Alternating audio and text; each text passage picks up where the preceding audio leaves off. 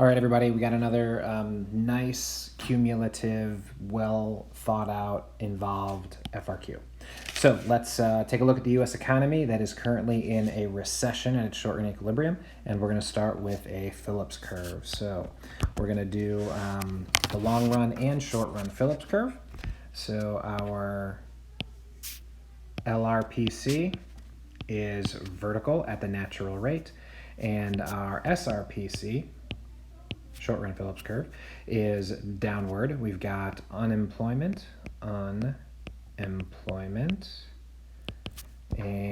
the inflation rate. And since we are at recession, we're going to experience higher unemployment and lower inflationary pressures. So SRPC is going to be to the right of LRPC. So that takes care of that. Now we'll move on to B. So I'm drawing a correctly labeled graph of AD and AS in the recession and how each of the following. So, all right, we've got real GDP on the bottom, price level, and let's see, the long run equilibrium output of YF. So this is LRAS. We're in recession, so SRAS is upsloping and AD is downsloping. So YF is our long run, sorry, that's a little squished there. And then we're going to have to do the recessionary output level. So that is going to be YE and PLE.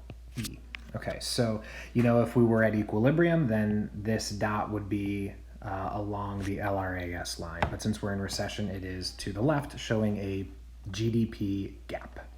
All right, now let's say that the federal budget the federal people, in order to balance the budget, decide to raise income taxes while maintaining government spending. On the graph in B, show what happens. So raising taxes is a contractionary fiscal policy. This is a period of time where we're probably not looking to do anything contractionary because we already have this GDP gap. Now notice that it is income taxes. That's important because income taxes are going to hit the demand side of the equation. If it were like tax on profits, corporate taxes, something like that, then you would argue that it would hit the supply side of the equation. But income taxes will hit the demand side. So higher taxes will decrease aggregate demand and therefore further hurt the economy. So now this is Y2 and PL2. Now some of you might be thinking, what about sticky prices? And you might want to put the equilibrium here. There is nothing up here that says anything about sticky prices. So since it's not there, you should not make that assumption. Okay, so we're going to go with Y2 here and PL2 here. I understand why you might think sticky prices, but look for a clue that they're looking for sticky prices before you make that assumption. Now, last question. What will be the impact of the policy on the price? Oh, wait, no, sorry. We're up here, just finishing up C. So now we got to start D. And let's say that the Federal Reserve is using monetary policy to stimulate. So you stimulate, that we know is going to be expansionary monetary policy. So, so D1, what open market policy? So expansionary open market. Since it's open market, we know it's about bonds. It's either buying or selling. The expansionary is buying bonds. All right, number 2, correctly labeled graph of the money market.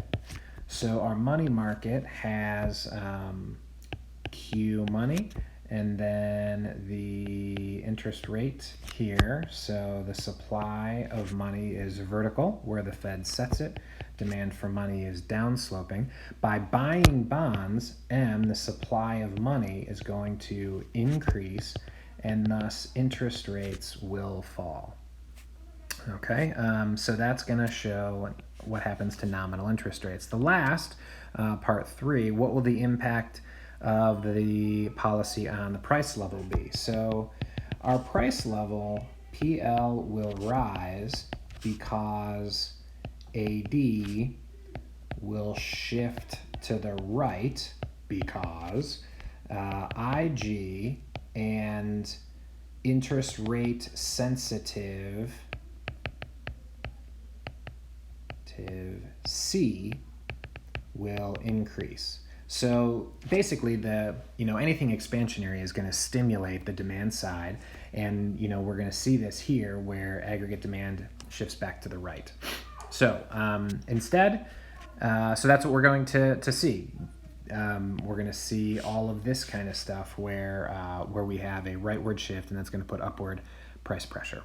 Now assume that the government and the Federal Reserve take no action in response to the recession. So this is, if there's a classical economist perspective here, this is what we're going to see. So for part E1, in the long run, will the short run aggregate supply increase, decrease, or remain unchanged? So you don't have to draw this out, but I'm going to. I'll do it in red since it's not necessary. But we're in recession here. If we don't do anything, then the downward price pressure will eventually push aggregate supply to the right. So wages will fall and input prices will fall, and that will shift SRAS to the right. Okay, so that your what is it will increase or shift to the right, and the explain is the why, because wages and input prices will fall. In the long run, what will happen to the natural rate of unemployment? The answer is nothing. So the natural rate of unemployment is not determined by the ups and downs of the economy. The natural rate of unemployment is determined by the labor force and the labor force participation rate, population trends, all that sort of stuff. It is not directly related to the economy. So nothing will happen to the natural rate of unemployment because of this recession and what the government did or did not do to intervene. Thanks a lot, guys.